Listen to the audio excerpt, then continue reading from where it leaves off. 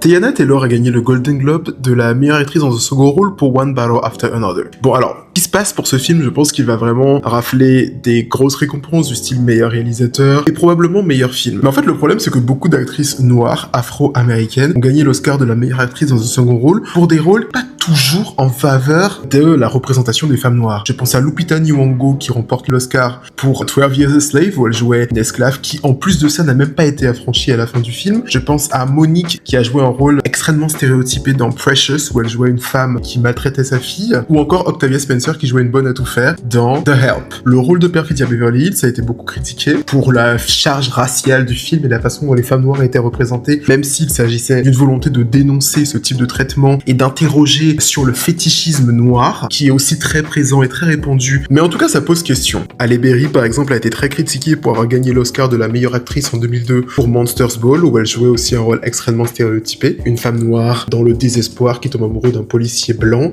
qui, de base, avait maltraité son époux. Tout ça nous appelle à revenir en 1949, où Hattie McDaniel avait gagné l'Oscar de la meilleure actrice dans un second rôle pour Autant l'emporte le vent. Et elle jouait une servante, quoi, avec un accent extrêmement stéréotypé. On peut se poser la question de quelle représentation des femmes noires gagner un Oscar renvoie. Évidemment, il y a des contre-exemples. We can ask ourselves some questions sometimes. So yeah, that's the end of the reporting. See you! Bye!